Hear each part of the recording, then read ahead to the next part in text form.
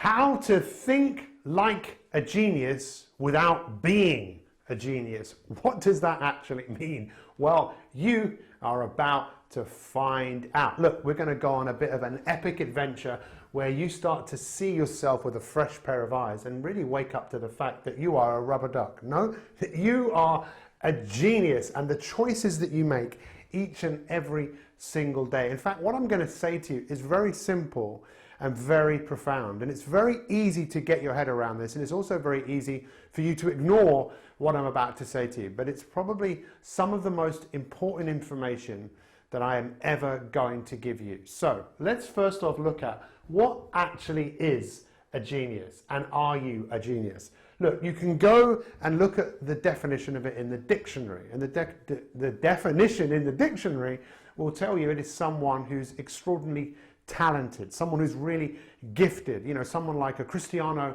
Ronaldo, a Mozart, someone who is, people would think that they were born a genius. But the reality is, it doesn't just mean that. It has a much deeper meaning that comes from Latin, believe it or not. And the word actually means the guided person within you, the moral authority within you. In fact, the Romans believed that everyone was born with a genius, a voice in their head that would drive them forwards. Now, I actually think that is true. And by the way, it was the Greeks who also believed that. They called it something else. They called it the daimon. And in fact, in many languages, the word genius actually is the same as the word genie. You know, genie in the lamp, you know, the fairy tale that many people know, and he rubs the lamp and the genie comes out. There is a genius inside you. Look, and the best way I can explain this to you is this morning, what got you out of bed? Or when you go to bed, when you wake up in the morning, chances are there's going to be a debate going on. There's going to be a part of you that wants you to stay where you are, and there's going to be a part of you that wants you to get out of bed and get on with your day. Which is the part that wins? Well, often it is the one that we pay most attention to. And most people have kind of stopped listening to their kind of moral authority, the part of them that wants to drive them forwards. And I think it's the same challenge for every single person across the world. Look, I've not met every person on this earth, but I've met so many people because I'm obsessed as a coach to help someone go from where they are to where they want to be. That's what a coach is.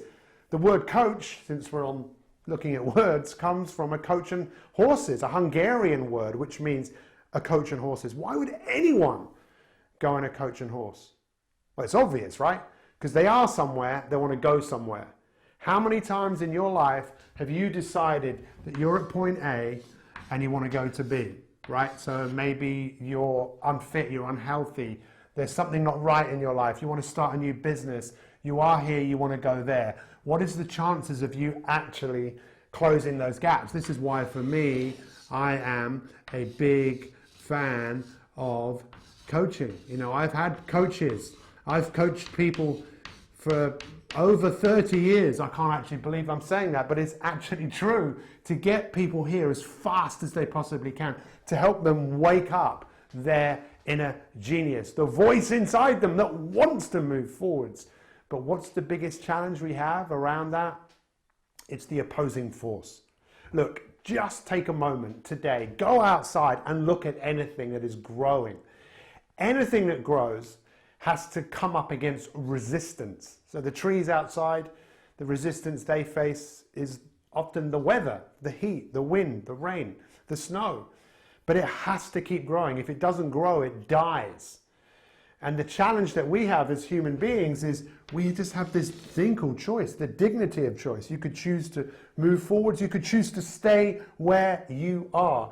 And that's why we start talking about ducks. Really? Look, those of you that have seen my videos or you've seen some of the other stuff I do, you'll often see me with a duck. And for me, the duck just represents the quackery, the voices in our head that wants us to stay where we are. It's so important to know that we are not designed to thrive. We are not designed to get really, really good at things. We can do it, but it doesn't happen automatically. It just doesn't. We are designed just to survive. So every time you might do something that moves you in a direction that you've not gone before, chances are you're going to find it uncomfortable. And the duck in your head, not that you've really got a duck in your head, but a voice in your head will keep you where you are because it's familiar to you. You don't want to face adversity. You don't want to be rejected. And once you become, which is the key word really out of all of this, is once you learn to become more aware of what's going on. There's a very famous song by Marvin Gaye called What's Going On. And the song was all about what is actually going on in the world and what can we do about it. What I'm asking you to do is to look at what's going on in your world, in here, not out here, in here. Because what happens with this part of us that wants us to stay where we are, it's obsessed with how we feel. If we don't feel like doing something, we won't do it. Our feelings dictate our actions dictate our identity. We are our feelings. How many people do you think there are in the world right now who don't feel like doing something? Oh, I don't feel like getting out of bed. I don't feel like exercise. I don't feel like cooking. I don't feel like it. But when you want something enough, how you feel really isn't that important. And the genius inside you, which you do have, it identifies with who you want to become. It identifies with B. It knows where you are now, and in many cases, it's painful. It's uncomfortable where they are. They want to move away from there. But coupled with that, some people also have that desire to achieve this. They know that this would feel so much better.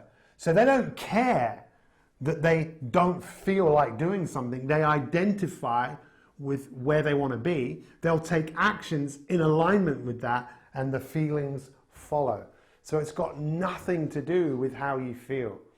Think about it. Has there ever been a situation in your life where something happened and you didn't feel like doing something, but you did it because you didn't give yourself any choice? And this comes back to this word once again. This is it. And if this one of the things that you take away from this video is to realize you always have a choice. And the choices you will invariably make will be similar to the choices that you've made before. Unless, of course, you have a burning desire. Look, the big duck that we all have in our head, it will never go away. What we can definitely make it smaller. You'll always have that voice that wants to just keep you where you are. The challenge that you have, and I believe that we all have, is to get in tune with the part of us that wants more, that basically is interested in one thing, interested in impact, interested in legacy. Look, one day, guys, it's all going to be over. What is the impact? What is the imprint? What is the legacy that you want to leave on this earth? I know this sounds a bit morbid, but this is what we call beginning with the end in mind. And we've talked about this on many of the YouTube videos on our channel. But you know what? If you want to take this to another level, go through my 30-day Kickstart program. That program is really designed to help you connect to where you could become, connect to your genius, and get your genius so loud that nothing can stop you. A great life, it doesn't happen by chance, it happens by design. Thank you for watching. You know how to think like a genius without being a genius. Well, hang on a second. You are a genius. And the more you wake up to that, the quicker you'll transform your life. Thanks for watching, and we'll see you next time.